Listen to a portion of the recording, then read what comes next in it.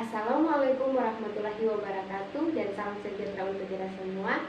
Perkenalkan, nama saya Anggraini Mutiara RL, NIM A1A220029, Prodi S1 Kebidanan, Universitas Megarizky Makassar. Jadi yang akan kita bahas pada hari ini adalah deteksi dini gangguan psikologi pada ibu postpartum. Pengertian postpartum. Masa nifas atau postpartum adalah periode dalam minggu-minggu pertama setelah kelahiran.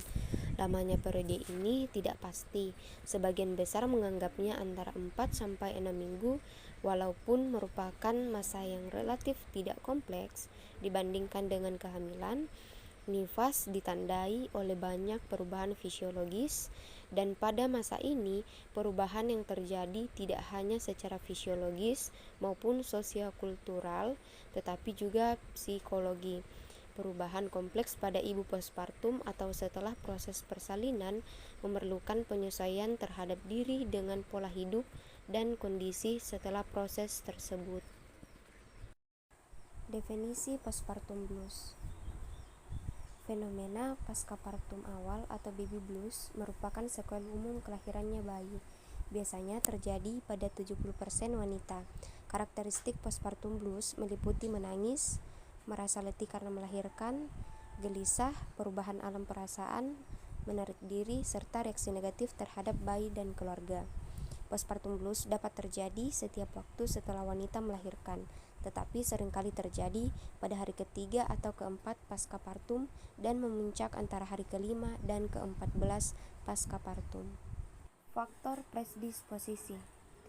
Faktor predisposisi postpartum blues meliputi perubahan biologis, stres, respon normal, atau penyebab sosial atau lingkungan. Para ahli teori biologis telah melakukan penelitian tentang fluktuasi hormon dan tanda beberapa reaksi afeksi terhadap progesteron, estradiol, kortisol, dan kadar prolaktin. Pendukung teori stres berpendapat bahwa setiap yang menimbulkan stres dapat merangsang reaksi seperti blues. Beberapa orang memandang blues sebagai peristiwa fisiologis normal berdasarkan respon yang meningkatkan naluri ibu dan sifat protektif terhadap bayinya. Manifestasi klinis postpartum blues. Gejala-gejala postpartum blues ini bisa terlihat dari perubahan sikap seorang ibu. Gejala tersebut biasanya muncul pada hari ketiga atau ke-6 hari setelah melahirkan.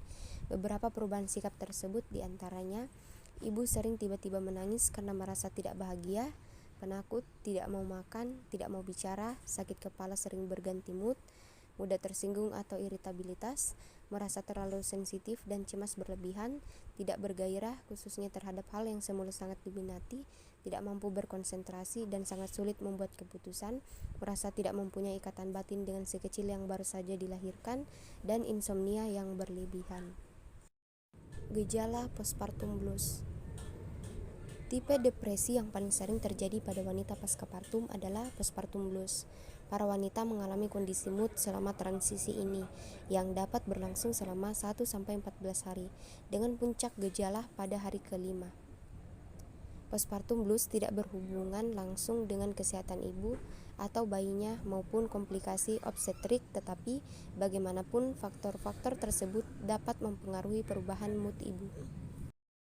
Cara mengatasi postpartum blues. Postpartum blues atau gangguan mental pasca persalinan seringkali terabaikan dan tidak ditangani dengan baik.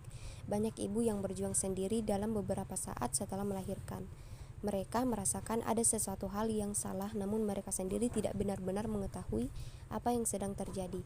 Penanganan gangguan mental pasca persalinan pada prinsipnya tidak berbeda dengan penanganan gangguan mental pada momen-momen lainnya.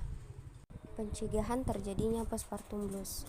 Postpartum blues atau gangguan mental pasca persalinan seringkali terabaikan dan tidak tertangani dengan baik, dan apabila postpartum blues ini tidak kunjung reda, keadaan ini dapat berkembang menjadi depresi postpartum, dan bentuk paling hebat dari depresi postpartum yang tidak tertangani dengan baik akan mengakibatkan postpartum psikosis. Mencegah postpartum blues. Yang pertama, persiapan diri yang baik. Kedua, olahraga dan nutrisi yang cukup. Ketiga, support mental di lingkungan sekitar.